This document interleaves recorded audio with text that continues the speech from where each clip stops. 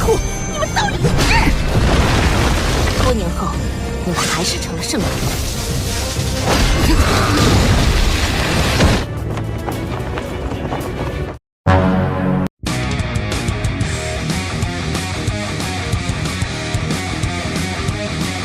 Halo guys, kembali bersama Mimin di channel Dimensi Donghua. Di video kali ini, Mimin akan melanjutkan cerita Solain 2 episode 160, yang dimana dalam cerita ini, Yuho akhirnya berhasil meyakinkan Kaisar Biru Perak untuk mengobati Tangya. Namun ketika kembali ke Akademi Shrek, Yuho melihat jika kerajaan Ryu yang dipimpin oleh Jushi telah bersiap untuk menyerang kota Shrek. Bagaimana alur cerita selanjutnya? Ini dia, let's check it out.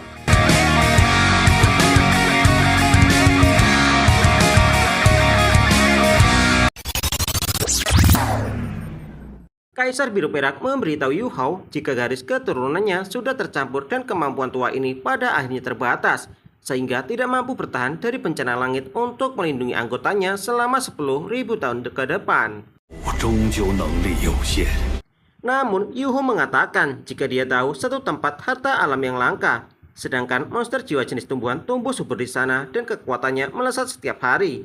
Jika Kaisar Biru Perak mempercayainya, Yuho meminta kepada Kaisar Biru Perak untuk memilih keturunan paling muda dengan garis darah terbaik di klan rumput biru perak. Kemudian Yuho akan memindahkan ke tempat itu dan setelah beberapa generasi, darahnya akan tersucikan dan meningkat. Bahkan mungkin akan melahirkan Kaisar Biru Perak yang baru. Rumput es segi 8 juga memberitahu jika dia sendiri berasal dari tempat itu. Meski kultivasinya baru 10.000 tahun, namun sudah memiliki kultivasi 100.000 tahun. Mendengar hal itu, Kaisar Biru Perak kemudian mempercayai ucapan Yuho dan memperlihatkan wujud manusianya kepada Yuho dan juga Tang Wutong. Tang Wutong kemudian berterima kasih kepada Kaisar Biru Perak karena sudah mempercayai mereka berdua. Sementara Yuho berjanji jika dia tidak akan mengecewakan kepercayaan ini. Tang Wutong kemudian mengajak Yuho untuk segera kembali ke akademi menyelamatkan Tangya. Tang Wutong ingin melihat bagaimana senior baby akan berterima kasih kepada mereka berdua nantinya. Sementara itu di kota Ryu, anggota sekte Roshi sedang mengumpulkan para warga di sana, di mana orang-orang ini akan dijadikan korban persembahan bagi sekte Rosuchi. Anggota sekte Rosuchi lainnya mengatakan jika pria maupun wanita semuanya akan dikirim ke camp garis depan sekte Rosuchi kota Shrek untuk dijadikan jatah makanan pasukan. Sedangkan bayi diutamakan untuk dipasok kepada para tetua sekte Rosuchi. Wanita ini kemudian menggunakan kabut racun untuk membunuh. Namun ketika ingin mengambil bayi dari seorang wanita, Yuho bersama Tang Wutong tiba di tempat tersebut. Setelah itu, Tang Wutong menggunakan keterampilan jiwa ketujuh yaitu wujud sejati dari roh pelindung untuk membunuh para kelelawar beracun.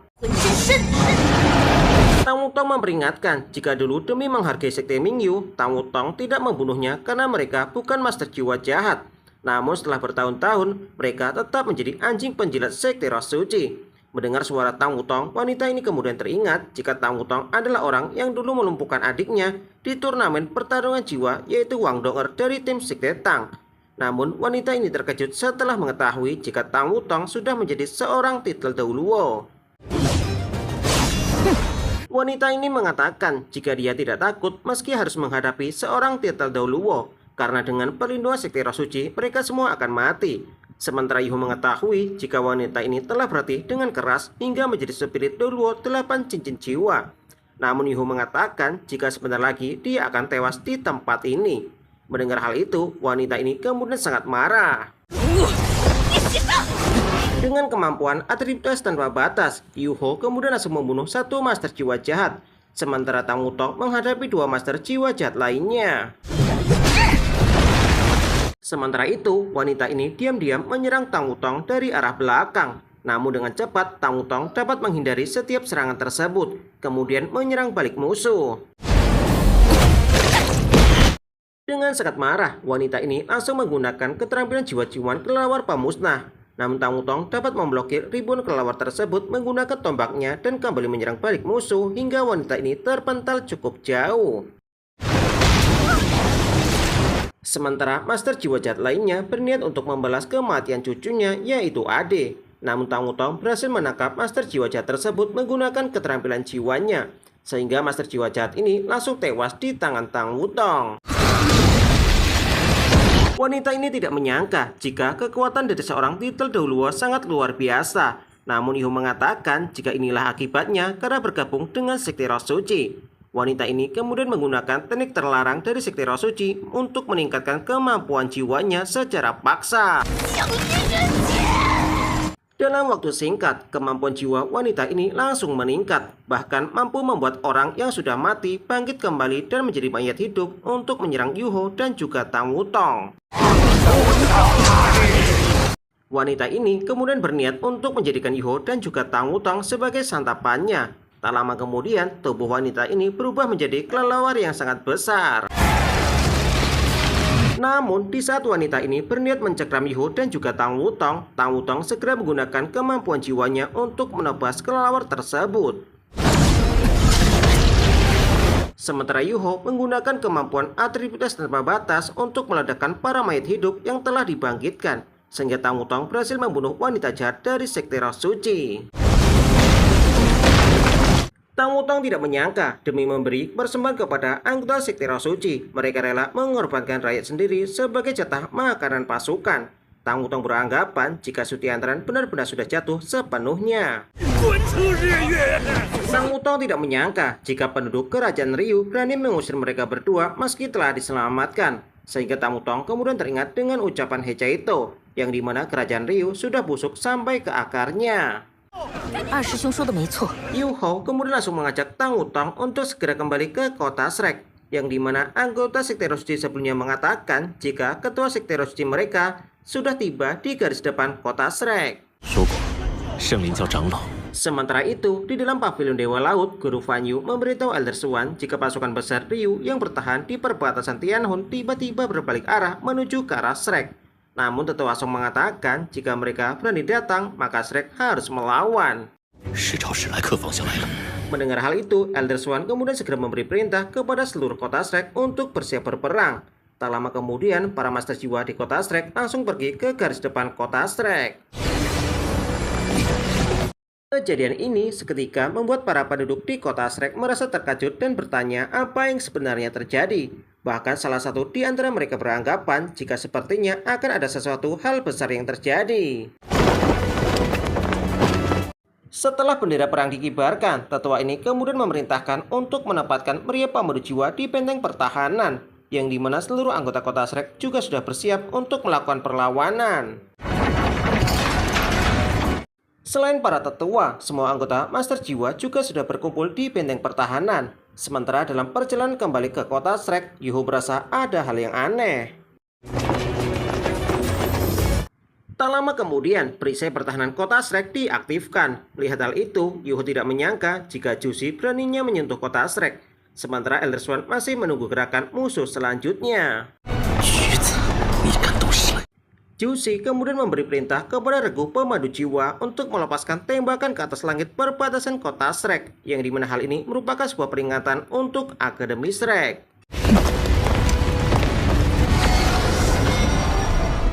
Tak lama kemudian, Yu Hao segera kembali untuk menemui Elder Swan dan bertanya apa yang sebenarnya terjadi. Kenapa pasukan Ryu muncul di kota Shrek?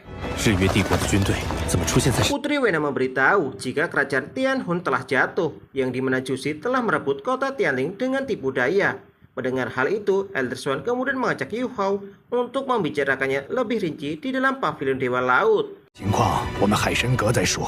Setelah berada di dalam pavilion Dewa Laut, Elder Swan kemudian merasa sangat senang setelah mengetahui jika dalam beberapa bulan, Yu Hao berhasil membuat kekacauan besar di kota Ryu. Sehingga tidak heran jika Sutiantran mengerahkan pasukan besar untuk mengepung kota Shrek. Namun, tetua ini sangat menyayangkan jika di medan perang utama, pasukan gabungan tiga negara mereka telah runtuh terlalu cepat. Dan pembalasan Sutiantran akan datang secepat ini. Bahkan bocah Ryu itu berani menyerang kota Shrek mereka. Yu Hao kemudian meminta kepada tetua Swan Lin untuk tenang terlebih dahulu. Yu Hao beranggapan jika pasukan Ryu tidak akan berani menyerang kota Shrek secara langsung. Yu Hao memberitahu jika pemimpin pasukan penyerangan ini adalah Jushi, yaitu teman sekelas Yu Hao saat Yu Hao menjadi pelajar pertukaran di kerajaan Ryu. Dikarenakan orang ini sangat berbakat dalam hal militer dan selalu memiliki banyak cara, sehingga orang ini tidak akan mempertaruhkan nyawa ratusan ribu pasukan untuk bertarung habis-habisan melawan kota Shrek. Tang Wutong kemudian beranggapan apakah tujuan sebenarnya memaksa Akademi Shrek untuk menyerahkan Yu Hao. Namun Yu Hao menolak anggapan tersebut, yang dimana hubungan Yu Hao dengan Jushi sudah lama putus, dan mereka baru saja merebut beberapa kota di kerajaan Ryu, sehingga Jushi tidak mungkin tahu jika Yu Hao sudah kembali ke Akademi Shrek. Sementara sinyal kembang api yang dilepaskan di luar kota Shrek, yang penting bukan apa tuntutannya, melainkan batas waktu yang dia berikan, yang dimana dalam waktu 10 hari cukup bagi Xing Luo dan Dowling untuk mengerahkan pasukan menyelamatkan Shrek, sehingga Tang Wutong akhirnya sadar jika ini merupakan taktik pengepung untuk memancing bala bantuan musuh. 10天时间，刚好够兴隆。 Yu Hao memberitahu setelah seluruh wilayah kerajaan Tianhun runtuh, garis depan kerajaan Ryu terlalu panjang, dan jika ingin mengendalikan pertempuran besar untuk menghancurkan sisa kekuatan 3 negara benua Doluo, hal itu akan sangat sulit. Namun sebaliknya, dengan mengepung kota Shrek dan memaksa 3 pasukan negara datang menyelamatkannya, maka ada peluang untuk menghancurkan seluruh kekuatan tempur sekaligus. Mendengar hal itu, Dikan Qian kemudian merasa jika rencana ini terlalu licik. Namun Yu Hao mengatakan jika yang harus mereka lakukan saat ini adalah segera memberitahu kerajaan Xing Luo dan Dowling agar mereka menahan pasukan dan memperkuat garis pertahanan sendiri. Namun Qian Lin menyarankan kepada Yu Hao untuk tidak berjudi jika Ryu tidak akan menyerang kota Shrek. Tetua Song kemudian bertanya kepada Elder Swan apakah mereka bisa meminjam kekuatan dari hutan besar Mingdo. Namun Elder Swan mengatakan jika manusia saling membunuh satu sama lain, maka Dian pasti akan menonton dari seberang dan menikmati hasilnya. Elder Swan kemudian menyampaikan perintah kepada 100.000 pasukan penjaga kota Shrek untuk tidak menyerang gegabah dan memperkuat pertahanan kota serta mengawasi perkembangan situasi. Sehingga tetua perbatasan langsung memerintahkan kepada pasukannya untuk memperkuat pertahanan kota Shrek. Tak lama kemudian, Yu Hao membawa Kaisar Biru Perak ke Sekte Tang untuk menemui Tang Ya. Yu Hao memberitahu jika roh pelindung Tang Ya terluka parah sehingga mereka membutuhkan bantuan dari senior Kaisar Biru Perak. Yu Hao juga memberitahu jika senior mereka telah berjanji selama tidak diserang duluan oleh binatang jiwa, mereka tidak akan pernah berburu binatang jiwa secara sepihak. Dengan rendah hati, Bebe kemudian memohon kepada Kaisar Biru Perak untuk menyelamatkan Tang Ya. Sementara itu, Zhong Liwu terlihat masuk ke dalam tenda Jushi dan bertanya kapan mereka akan menyerang kota Shrek. Namun Jushi mengatakan jika dia sudah memberikan batas waktu kepada kota Shrek selama 10 hari. Zhong Liwu kembali bertanya apakah permaisuri perang Jushi benar-benar berniat untuk menepati janjinya kepada Shrek, yang dimana dengan kemampuan mereka saat ini, kapanpun mereka bisa meratakan kota Shrek. Zhong Liwu mengatakan jika Akademi Shrek menampung sisa-sisa kekuatan dari kerajaan Tianhun, sementara mereka memiliki 800 pasukan dan ditambah 8 regu master pemandu jiwa, yang dimana hal ini sudah cukup untuk menghancurkan kota Shrek. Namun Jushi mengatakan jika hal ini tidak akan semudah itu. Karena yang pertama, mereka belum mengetahui berapa banyak peluru meriam jiwa tingkat 9 yang diproduksi oleh Akademi Shrek. Dan yang kedua, Pavilion Dewa Laut memiliki banyak sekali orang kuat dan setiap tetua senior memiliki kekuatan yang setara dengan Super Doluo. Dan di dalam akademi yang kuat telah berkumpul selama 10.000 tahun, mereka bahkan belum tahu berapa banyak kekuatan tersembunyi yang bisa mereka kerahkan. Yang dimana sekarang mengapung tanpa menyerang adalah strategi terbaik. Dan target utama Jushi bukanlah Shrek, melainkan pasukan bantuan mereka. Sementara itu, Yu Hao telah mengetahui rencana terang-terangan Jushi, maka Yu Hao akan membalas setiap langkah Jushi. Kemudian Tang Wutong mengingatkan jika di masa lalu, Master Mu On mewariskan ilmunya kepada mereka dan berharap jika mereka berdua bisa menjadi tulang punggung akademi di masa depan yang menjaga dan mengembangkan akademi. Sehingga mereka berdua tidak boleh mengecewakan Master Mu On. Namun, Yu Hao khawatir meski mereka telah merebut kota-kota di kerajaan Ryu, hal itu hampir tidak berpengaruh pada situasi perang secara keseluruhan. Namun Tang Wutong mengatakan jika Yu Hao adalah satu-satunya prajurit tunggal yang dibina oleh seluruh kekuatan akademi, Tang Wutong percaya jika Yuho pasti bisa mengendalikan seluruh jalannya perang. Yuho mengakui jika dia harus menyelesaikan perang ini dan meminta kepada Tang Wutong untuk kembali ke dalam sekte Tang. Dan Yuho akan menulis sepucuk surat meminta kepada Tang Wutong untuk pergi ke kerajaan Dowling. Menyerahkan surat tersebut kepada Doru Tianyang untuk menjelaskan situasi Akademi Strike saat ini dan meminta kepada mereka untuk memperkuat garis pertahanan mereka. 我先给小雅老师治疗，然后 Yuho mengetahui jika Jushi mengira dengan mengapung Strike, dia bisa memaksa Yuho untuk mengalah. Namun Yuho akan membuatnya sadar jika menyerang adalah pertahanan terbaik. Sementara setelah membentuk inti jiwa keduanya, Yuho akan memiliki kekuatan yang cukup untuk menghancurkan kerajaan Ryu. 帝国的力量。